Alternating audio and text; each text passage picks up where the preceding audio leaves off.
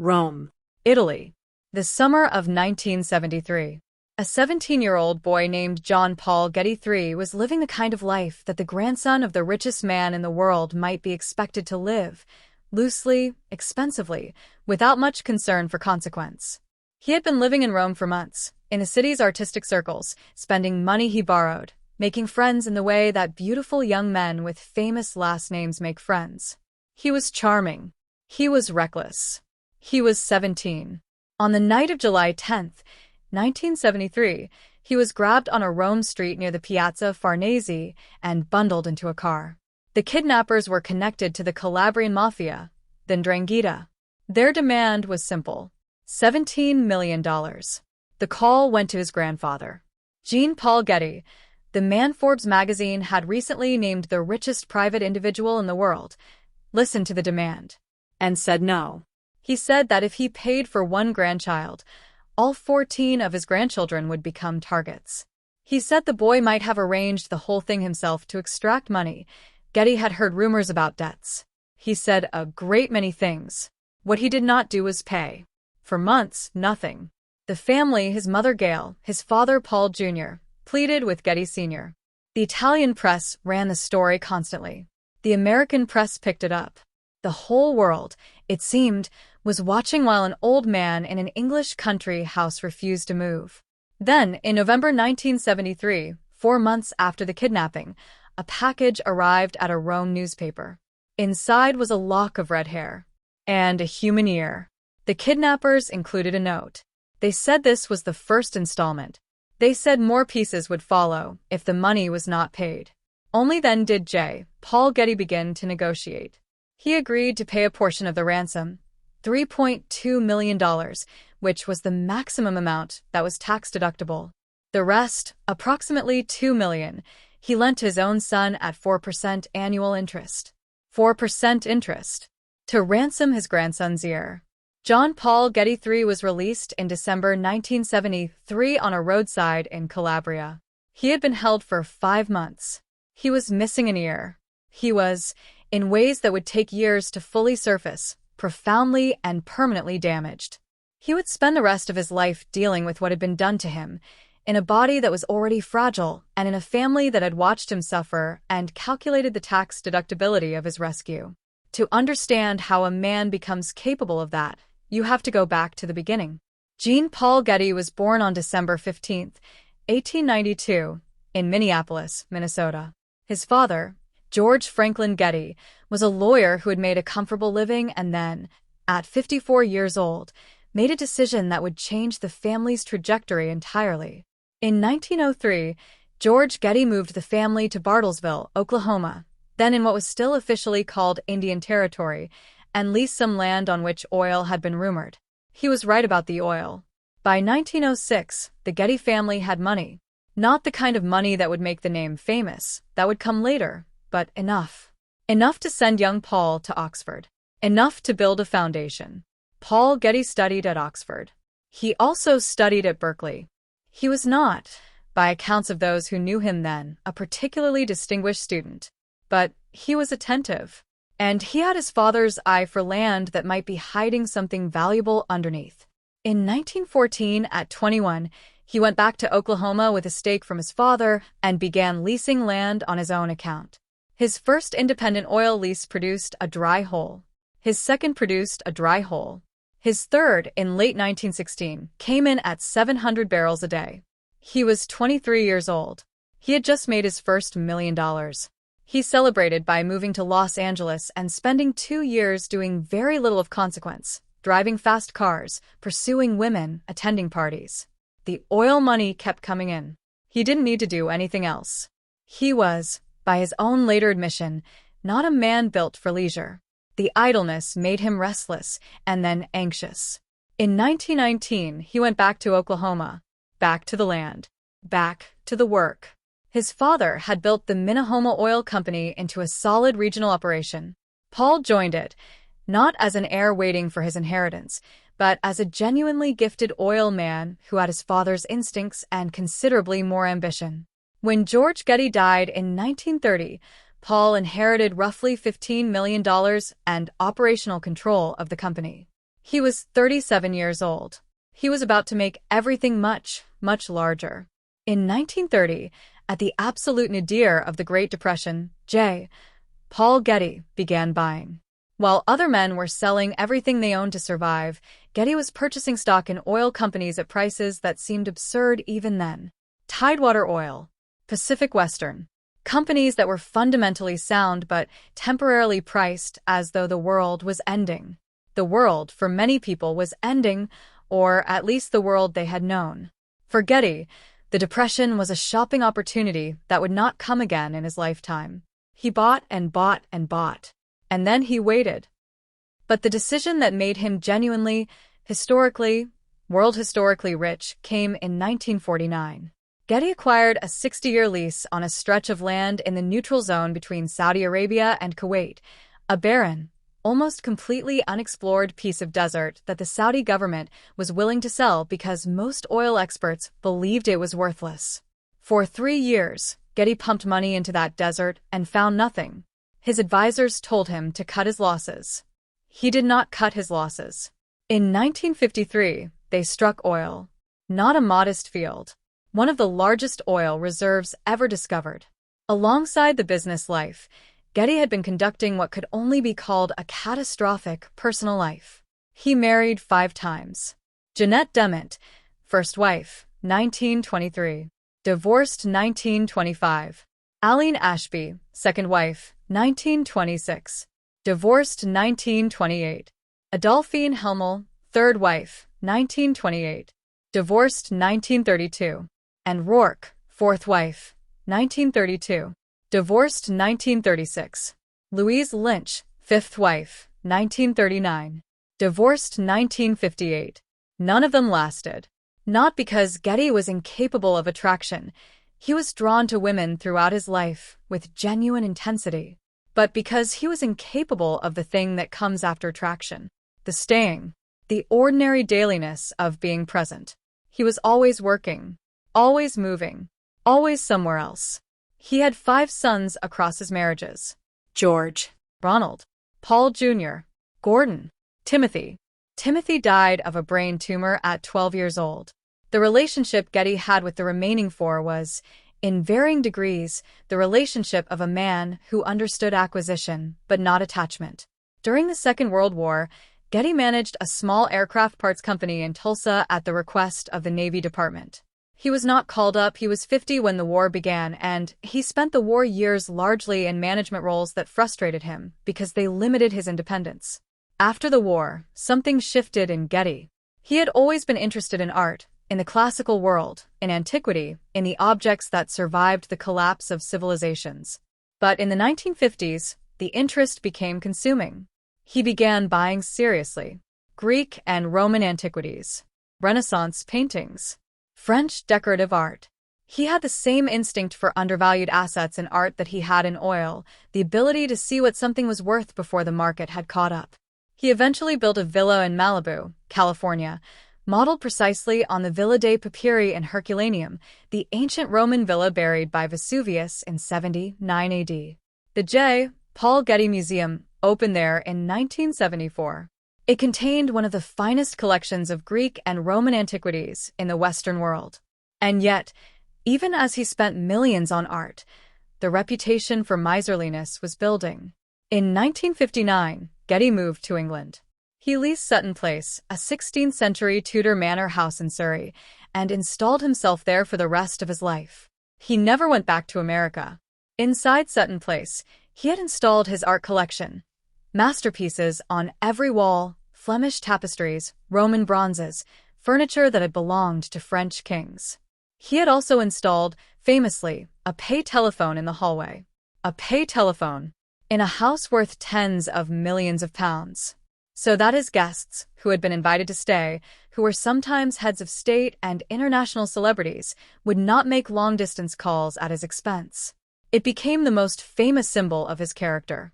A man who could buy a Raphael but would not absorb the cost of a phone call to Paris. He dined alone most nights. He had staff, dozens of them, but not company. Not in the way that the word means anything. The people around him were paid to be there. The R around him could not talk back.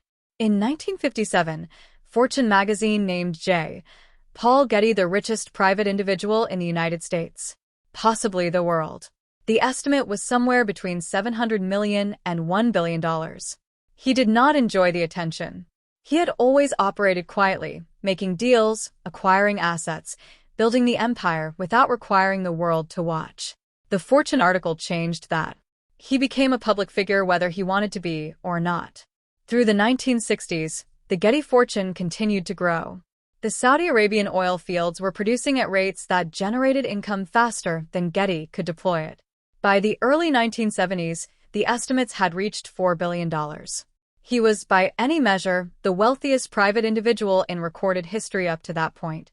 And he was still working, still reading the daily oil reports, still reviewing the accounts, still calling his managers in the middle of the night with questions about production figures. He had houses in London, Paris, and Los Angeles, in addition to Sutton Place, but he was rarely in any of them. Sutton Place was where he spent his days, moving between his office and his dining room and his bedroom, in a house that contained some of the greatest art in private hands and almost no warmth. He had outlived 2 of his sons by this point. George had died of a drug overdose in 1973, although the circumstances were disputed. Timothy had died in childhood. He had 4 ex-wives still living. He had grandchildren he barely knew. He had almost no one he called a friend in the way the word requires intimacy. His son Paul Jr. had settled in Rome in the 1960s, living the life of an expatriate artist and socialite, moving through the counterculture, increasingly dependent on heroin. Paul Jr.'s son, J. Paul Getty III, was born in 1956 into this unstable, glamorous, dangerous world. By the time he was 17, Getty III was living largely on his own in Rome, borrowing money, frequenting the city's artistic underground, living a life that was both romantic and genuinely precarious. He was red-haired, charismatic, with a particular kind of beauty that makes everyone around someone want to protect them or exploit them. On the night of July 10, 1973, he was grabbed near the Piazza Farnese. A group of men, a car, the darkness. He was taken south, to the mountains of Calabria, the same region that had produced the men who ran him. He was held in a series of remote locations. He was kept in darkness for extended periods. He was, by his own later account, treated with calculated cruelty designed to produce maximum pressure on whoever was paying attention. The Italian police investigated. The FBI offered assistance. The American State Department made inquiries. Getty Sr. listened to all of it and did not move. His public statements during this period were remarkable for what they revealed. He questioned whether the kidnapping was real. He suggested his grandson might have staged it. He spoke about the precedent that paying would set. When the ear arrived in November, delivered to a Rome newspaper with a lock of red hair and a note promising more body parts would follow, the world's reaction was one of horror. Getty's reaction was to begin calculating the maximum tax-deductible ransom payment. Gail Harris, Getty III's mother, who had divorced Paul Jr., was living through something that most parents cannot imagine being asked to survive. Her son was being mutilated. Her ex-father-in-law was running tax calculations. The eventual deal was worked out through intermediaries over several more weeks. Getty Sr. agreed to pay $3.2 million, precisely the amount that could be written off. The remaining $2 million was lent to Paul Jr. at 4% interest, repayable when Paul Jr. came into his inheritance. On December 15, 1973, J. Paul Getty Sr.'s 81st birthday, John Paul Getty III was left on a roadside in Calabria. He had been held for 162 days. He had one ear. He had no shoes. It was raining. He was taken to a hospital in Rome. His mother was there within hours. His grandfather sent a telegram. In the years after the kidnapping, J. Paul Getty continued to decline physically while the fortune continued to expand. He was in his 80s. He moved slowly. He was attended by a permanent staff of doctors, nurses, and aides in addition to the household staff at Sutton Place. He entertained, or rather, he held court. Guests came to Sutton Place and moved through rooms full of extraordinary art and ate meals prepared by a professional kitchen and made their telephone calls from the coin box in the hallway. His closest companion in the final years was a woman named Penelope Kitson, an interior decorator he had known for decades. Their relationship was platonic, or so the people around them maintained. But she was the person who was most consistently there. He continued to work. This was the one constant. Even as his body failed, even as the walks around the garden became shorter and the meals became smaller, he read the production reports. He reviewed the accounts. He called the managers. Work was the only thing that had always worked. His relationship with his surviving sons remained what it had always been, complex, unresolved, weighted with money and absence. Paul Jr. was in London, deep in a heroin addiction that had nearly killed him already and would damage him permanently. Getty Sr. paid for treatment, periodically. He did not visit. Gordon, the son who would eventually inherit the bulk of the estate, was interested in opera and philosophy and music, not oil. He was, in every way that mattered to his father, a disappointment in the wrong profession. John Paul Getty III was trying to rebuild a life from the wreckage of what had happened to him. He was using drugs. He was making art. He was, in the estimation of those who knew him, a person who had been fundamentally altered by something no one had prevented. In 1981, he suffered a stroke induced by a combined overdose of drugs and alcohol. He was 25 years old. The stroke left him nearly blind and quadriplegic. He would live another 30 years in that state.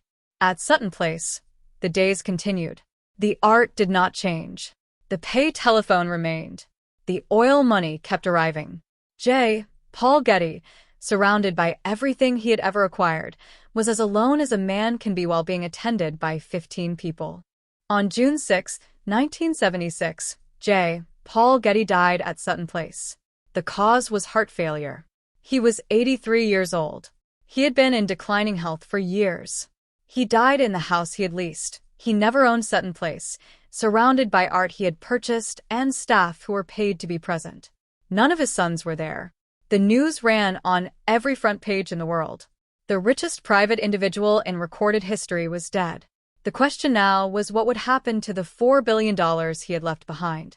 The will was complicated, as wills constructed by men who have spent a lifetime controlling every variable tend to be. The bulk of the fortune went into the Paul Getty Trust, the entity that would govern the Getty Museum and what eventually became the Getty Center in Los Angeles.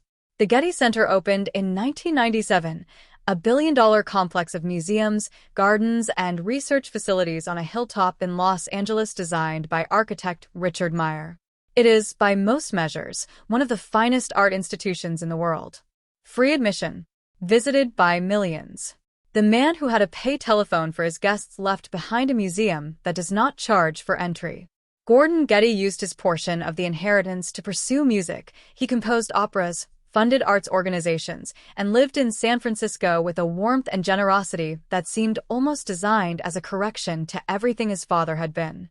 Paul Jr. eventually recovered from heroin addiction, a recovery that took years and nearly cost him his life.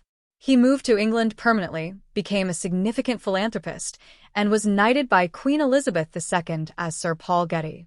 He donated hundreds of millions to British institutions, cricket grounds, film archives, hospitals, schools. John Paul Getty III spent 30 years almost entirely paralyzed. He required full-time care. He could not speak easily. He could barely see. He died in 2011 at 54 years old. The 4% interest loan that his grandfather had charged for the ransom, the cost of rescuing his ear, had long since been paid. Sutton Place was eventually sold. The pay telephone, presumably, was removed. What do you do with Paul Getty? He was, by any measurement, one of the most consequential private citizens of the 20th century. The oil empire he built supplied fuel to the post-war world.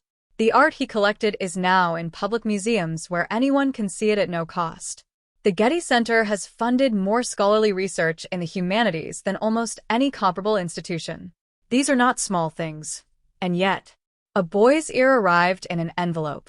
Because the richest man in the world ran a tax calculation first. A boy grew up and was kidnapped, and lost an ear, and was released on a roadside in the rain, and then had a stroke at 25, and spent 30 years in a wheelchair, and died at 54, because his grandfather was worth $4 billion, and would not move quickly enough. The Getty Center is beautiful.